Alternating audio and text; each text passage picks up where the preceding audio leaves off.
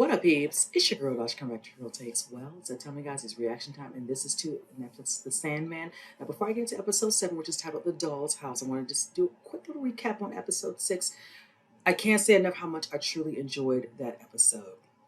Just being introduced to death and just trying to understand, like, learning all the different ones, like, death, despair, desire, and knowing their roles and exactly what they are there to do. And then seeing in this instance with death, played by, I want to say, Kirby Howell Baptist, really enjoyed her. I really loved the way she pretty much stated the reason for, why she's, what her purpose is, why she's here, how it's very helpful to her as opposed to the individual who she's going to visit, and helping them to see or get through the moment of knowing that they have now passed, and finding that will to move on. Even when we were seeing Dream go through what he's going through and trying, feeling slightly a little conflicted, not sure really what he's going to do, just like I said, the word, I think, stagnant at the moment, conflicted, just all these type of things are probably going through. But having that one day with her throughout the whole day while she was dealing with one more here, there, it was just nice that finally he realized his purpose and what he really needs to do to continue on. I already know, like I stated before, that he's going to be dealing with fixing the realm and doing all the things he needs to do in regards to that. But anything else that was really bothering him, having that day with death really helped him to really come up with, I know, my next course of action. So I was kind of enjoying that. I was surprised that we didn't get to see anything of Matthew at all. So, but it was just really nice seeing him being with one of his family. Speaking of that, also seeing his friendship with his, I want to say, Hob, that was really good over hundreds and hundreds of years, all the way down to 1989, and then of course mostly present day. And him just realizing, it's now was good, good to keep a friend waiting. Just, hearing him say the words and then seeing that it wasn't a full smile, but I did say a smile because we got it. We got some cheeks. We didn't get teeth, but we got a smile. And then also seeing the character Desire at the end and making that statement about, he's out, he got out, this didn't work, but I have something else lined up, what are you up to? So I'm really interested in seeing that particular character, hopefully in sometime in the next episode or two. So just want to kind of say that because, like I stated, I really did enjoy last episode. So with that said, let's go ahead and jump into it. Let's see some thoughts up there, you guys. How far is New Jersey from Florida? About 2 days in the car, but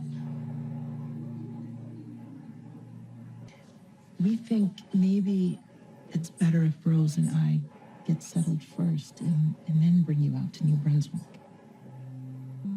He's not in a listening mood. He's just doing this out of spite. What happened to shared custody? I can't take Jed without your dad's permission. Rose, please. I'm sorry. Rose!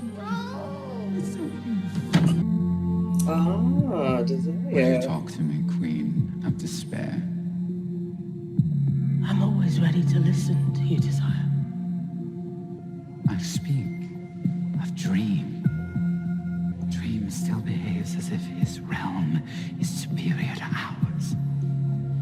It's time that he learned that dreams are merely echoes of desire and despair. There is a dream vortex, the first for a long time, and it is a woman. The girl has no idea what she is, but she is already doing what vortexes do, bringing everything and everyone to her. Her name is Rose. Rose Walker. Rose! Lida, I found a new photo of Jed. His face really clearly in it. Can I send it to you? When the foster agent wouldn't tell us where she placed Jed, you said we could hire a private investigator. No, I fully intend to pay your bill. Just the minute I find a job. There's no money left? She said Mom spent it all on the apartment. She wanted you to have a home. She wanted Jed to have a home, too. Business class. Yeah, this foundation really wants to meet you. It's not me they want to meet. What was my mom? So does Lord Morpheus know about the vortex? I can assure you, Lord Morpheus has better things to do than listen to foolish rumors. She's been dealing with her mom's estate, trying to find her brother, doing whatever she has to do to keep from thinking about the fact that she's all alone now. She's not, though. How are you? Are you okay? Probably not. Because instead of being back at work, I'm on a plane to London, talking to my then husband. I have accounted for 11,062 of them. Wow. Someone's been busy. 3 of the major arcana are gone. Name them. The first is gold. A nightmare who, I must say, I never trusted. The Corinthian. I assumed as much. Still feeding on the dreamers he was meant to serve. The last is Fiddler's Green. Fiddler's Green. That is passing strange. This is my fault. Had I been here fulfilling my function... It was not your fault, my lord. No? Then whose? The rumors are quite true. There is a vortex. A true amulet. The first of this era. X is a she, Lucienne. Not an it. And the Endless are forbidden from taking action against any mortal who is not an active threat. Sooner or later, she will draw the stray dreams to her. Is that not risky, Lord? She could destroy the dreaming and the waking world in the process. Perhaps one of us should surveil her in the waking world. I could go. Very well. Lucienne will tell you what to look for, Matthew. And what you see, I too will see. My name is Unity Kincaid. Thank you, Mr. Holdaway. Not at all. The doctors tell me that on that night I fell ill with something called encephalitis lethargica. And I didn't wake up. Lovey? Unity? Until 8 months ago. Apparently, while I was asleep in hospital, I had a baby girl. Your mother. I'm your great-grandmother, Rose. And I'm sorry to have brought you here under false pretenses.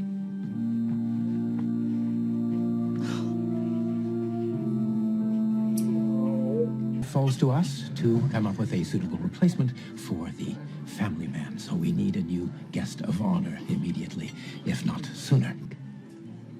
Who's the one person we'd all pay to see? The Corinthian. Yeah. Whoever the current one is, his work is exquisite. This was last week in DC. Oh, He's a collector, same as us. I can invite him again through the usual channels. No, if we want to get his attention, we have to think like him. We do not plagiarize one another's work. We have a code. We also have over 100 serial killers coming to this thing. Well, you're not Rose Walker. No, I'm Carl. Rose's roommate?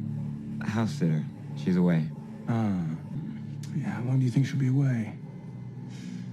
A week? But you're welcome to wait. Really? A message to the Corinthian. And the waiter isn't coming back.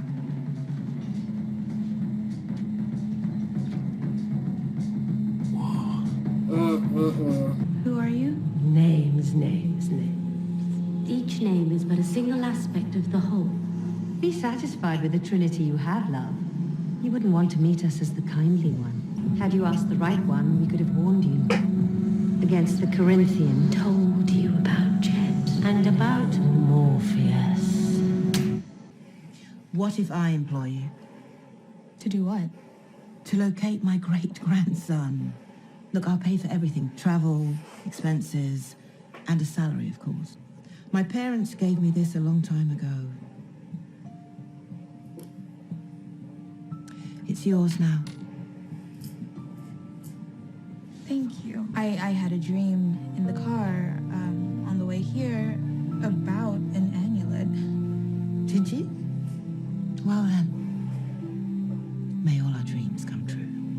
I think with Rose at my side, I could put my boss out of business. Start something new that's just ours.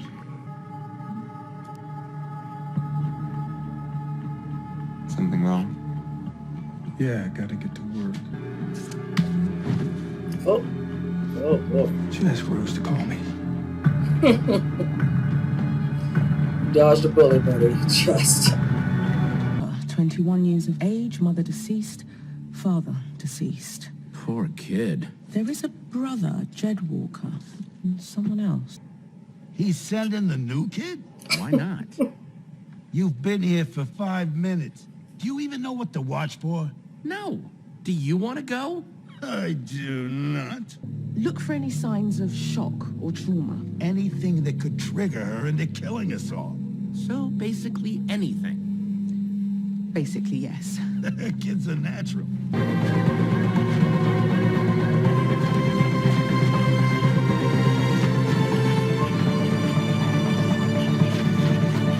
Were you guys friends before? No.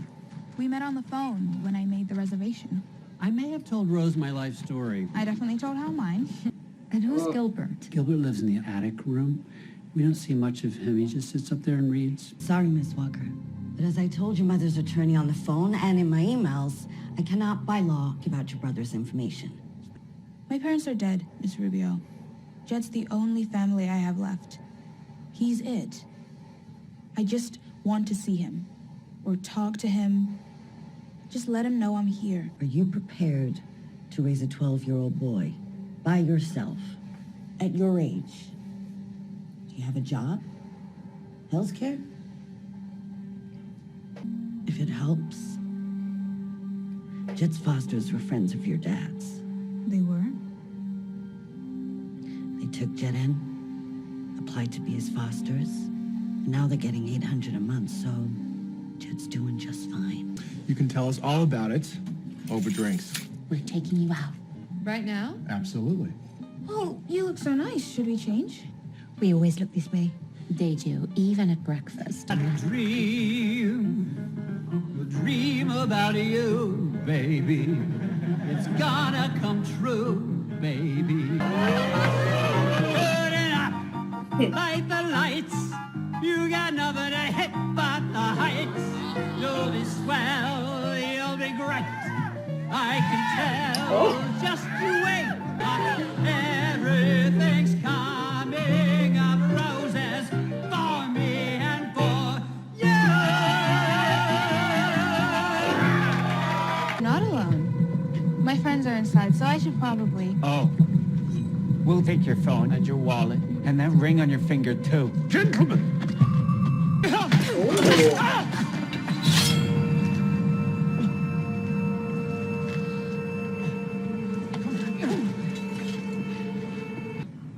You are sure you're all right?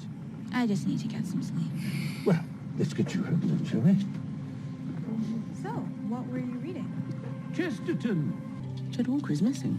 Well, Rose can't find him.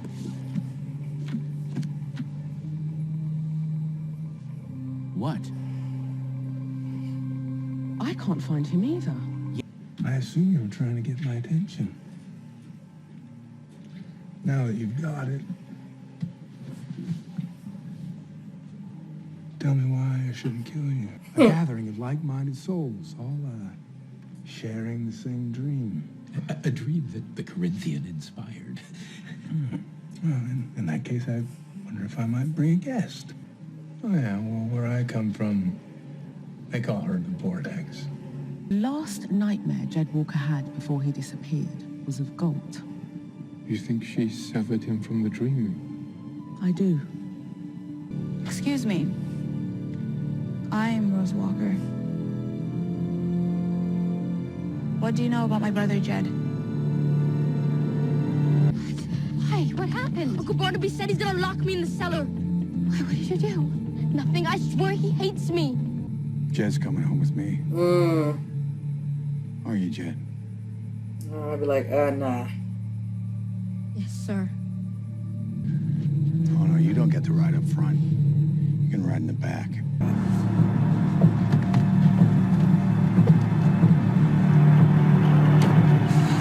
All right, you guys, I really did enjoy this episode.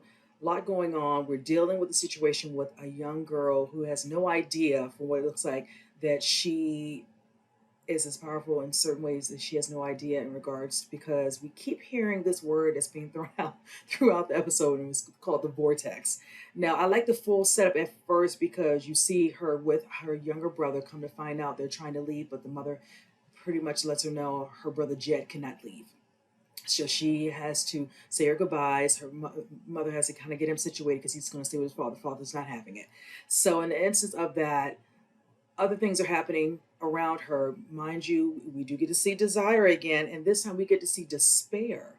And it's very interesting because, like I stated before in the last episode, we see that from what Desire is stating, that things didn't work out in regards to Dream being away longer or just indefinitely, and now there's plans that are being put in place, but in certain ways where they don't really have control of it. It looks like it's going to be the control of the vortex, hence this young girl named Rose Walker.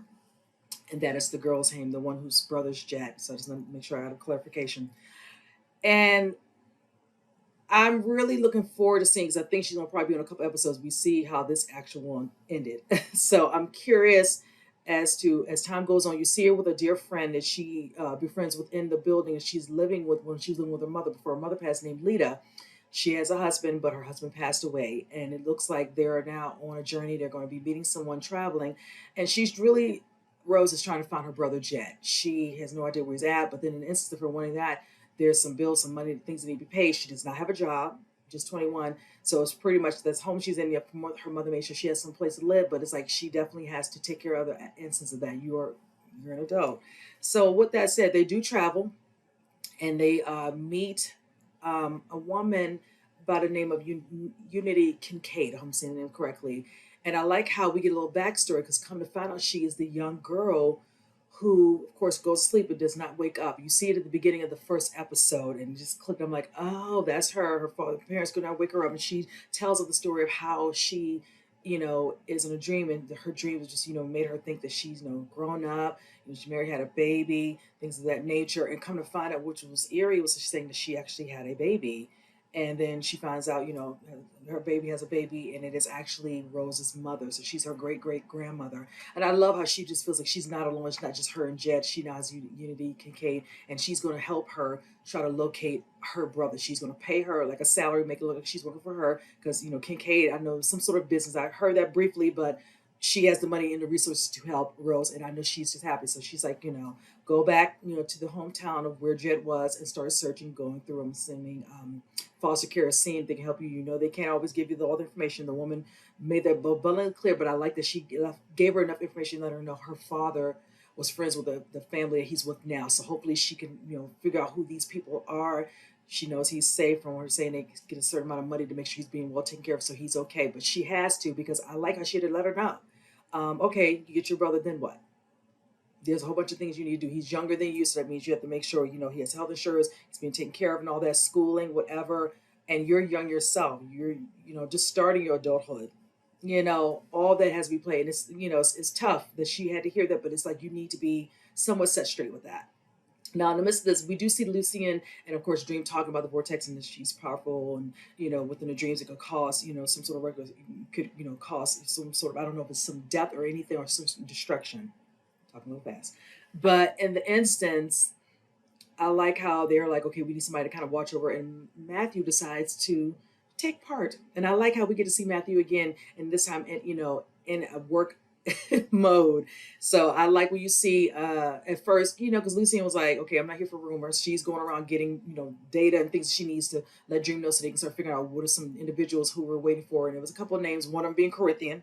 We see a Corinthian eventually popping up because, of course, he's searching like he was searching for Ethel. He stays searching for people.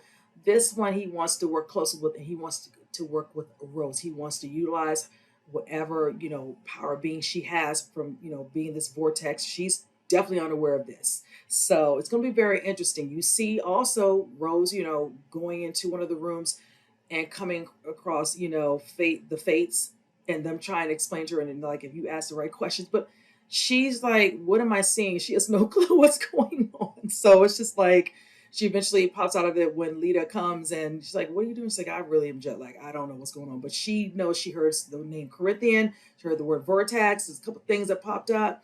And all they can do is slightly warn her, but they can't really tell her exactly what's going to happen. So it's just, up to her. But hopefully, as time goes on, and hopefully in the next episode, we'll get a little bit more stuff. And hopefully with that, she'll have a better understanding and be able to, be of help, or Lucienne and Dream can help her. But needless to say, Corinthian, we have these three people who are trying to put on some sort of, I don't know if it's a yearly little award thing, and they want to get the guest of honor, want Corinthian to be like a speaker.